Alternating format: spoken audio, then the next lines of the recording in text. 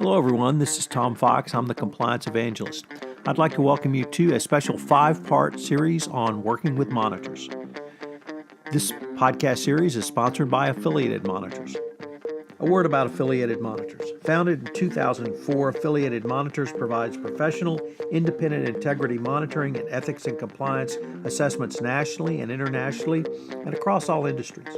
With its knowledge of effective ethics and compliance programs, Affiliated Monitors is respected for its work as a corporate monitor on matters ranging from multinational corporations to small and mid-sized companies and even individuals. Having served in over 700 monitorships, no one has more experience as an independent monitor than the team at Affiliated Monitors. In this podcast series, I'm joined by Don Stern, the Managing Director of Corporate Monitoring and Consulting Services at Affiliated Monitors. We're going to take a look at concerns and fears people have of working with monitors, what the positive aspects of working with monitors are, how monitors go about their jobs, the regulators' use of monitors both in civil and criminal matters, and finally, how attorneys use monitors to resolve white-collar and other matters. I know you'll find it to be a very interesting series going forward. This series, Working with Monitors, is a part of the Compliance Podcast Network. Hello, everyone. This is Tom Fox, back for the concluding episode of my 5-part series of Working with Monitors, where I've been visiting with Don Stern, the Managing Director of Corporate Monitors and Consulting Services at Affiliated Monitors. Today, we're going to wrap up our series by looking at attorneys using monitors to resolve white-collar or other types of matters. So, Don, I've been very intrigued to get your perspective, both from the criminal side of things, from your work in the state government, the federal government, and how attorneys can use monitors, can use folks like Affiliated Monitors to help them resolve literally a wide variety of issues. Well, yeah, the one mistake I think that companies and outside lawyers sometimes make, although I think most people have wised up not to do this anymore, is to essentially be under investigation by a government agency, let's say it's the Department of Justice or a state AG or some other agency, and then until there is a resolution, until there is some kind of monitor in place, to not have done anything, to stand still. And I think that it's kind of the seeds. It's a self-fulfilling prophecy that the government is going to view your conduct more seriously if during the course of the investigation nothing happens. So one of the things that we have done, and I've actually seen this work both as a practicing lawyer when I had a white-collar practice and was representing companies, but even more so now working for the last 5 years or so with Affiliated Monitors, that good lawyers, good outside counsel will bring us in during the course of the investigation, not to do the investigation, not to be part of the investigation, but to make recommendations and assess the ethics and compliance program. So, and sometimes, by the way, it's done even before, let's say, self-reporting to the government. So, in an ideal world, a company would want to find the problem. In many cases, if it was appropriate, voluntarily report the problem to the government so they get the credit for having done that, but to then package that in a way to say, not only have we discovered the problem, not only are we reporting the problem, but we fixed the problem, and we did so with the benefit of an independent third party, and we may even want to keep that third party with us to independently assess how we do going forward. That's very persuasive to prosecutors.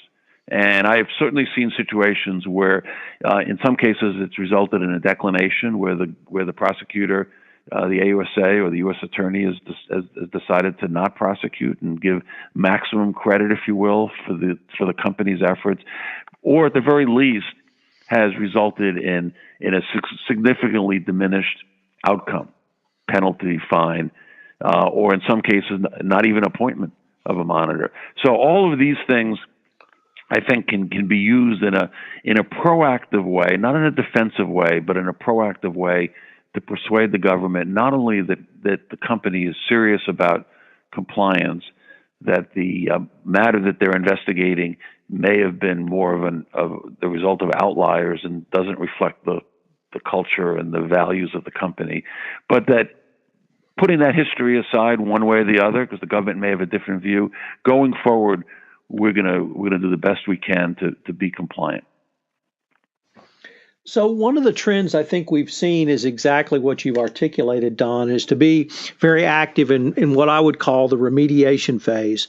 But the monitorship or the types of skills that you're advocating is not simply just remediating. It's really looking at the problem in a holistic approach, then assessing that problem, coming up with some solutions, implementing the solutions, but perhaps even most importantly, really ongoing monitor of those solutions after you've implemented them to, one, make sure you're actually have implemented them, but two, taking that information and looping it back in a literally a feedback loop so the companies can improve their compliance programs. Is that approach really what you've seen be persuasive to regulators? Absolutely. I mean, more and more, and this is, and maybe we're probably saying the same thing, Tom. More and more, the government agencies are getting pretty sophisticated in this arena, and it used to be that if you made a kind of a dog and pony presentation to a prosecutor about your compliance program, that would be important, that would be persuasive. But now, more and more, the government is saying. And by the way, they see this with repeat offenders or repeat customers, I guess you'd say. They want to know, is it real? Is this a real program? You know, we read all this stuff. We want to know if it's real. And the way you can find out if it's real is to have somebody come in and to do this sort of assessment loop process that you're describing, assessment, review, looping back to the company, making changes, testing to see whether the changes are real changes or working changes. This is a little bit of a old war story, but it's real, so I guess it has some force, and it goes back probably maybe 20 years ago when I was serving as U.S. Attorney in Massachusetts, and we had a company come in. We were trying to decide whether to charge the company. It kind of predates, if you will, the accelerated growth of deferred prosecution. So it was really a question of, do we prosecute the company, look for some resolution, or not? Company comes in, big presentation about its compliance program, code of conduct, and we're sitting there and we're looking at this presentation. It was actually a pretty good presentation and pretty persuasive. And then we're looking through the code of conduct, and we realized that the company's and the company had a big fancy cover on the code of conduct, and you look through that in the training program, and there's a different name of a company. Different company was in the materials.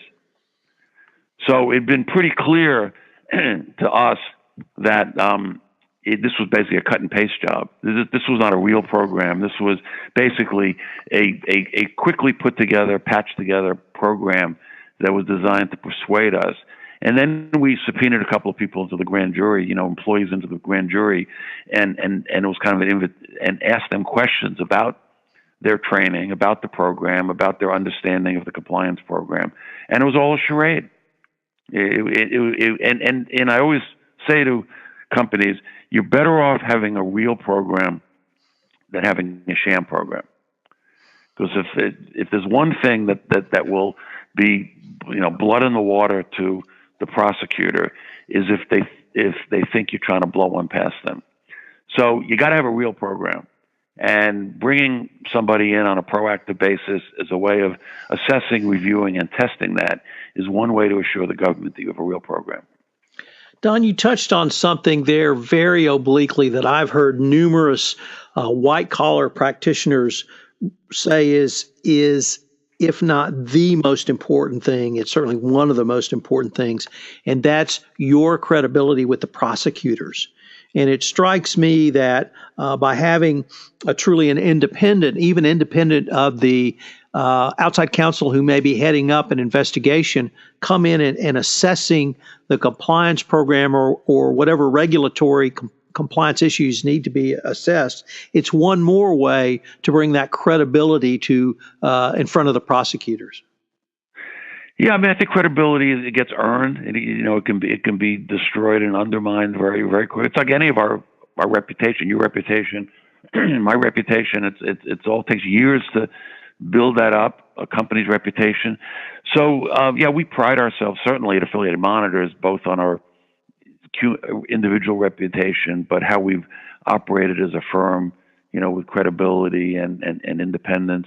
And I do think there is a difference. I mean, anybody who thinks that a prosecutor, an AUSA, or a U.S. attorney is a blank slate and doesn't take into account issues like that. What's the track record of this person, this company that's in front of me? Can I trust what they say?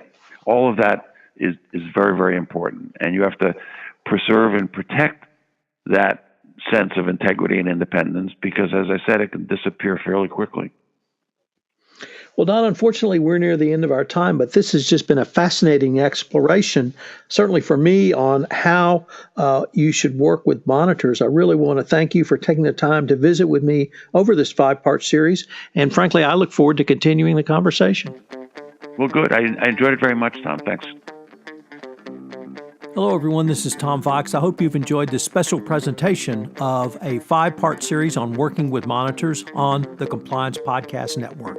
If you have any questions of Don, you can reach him at don.stern@affiliatedmonitors.com. Thank you again for listening, and I hope you look forward to our next special series from the Compliance Podcast Network.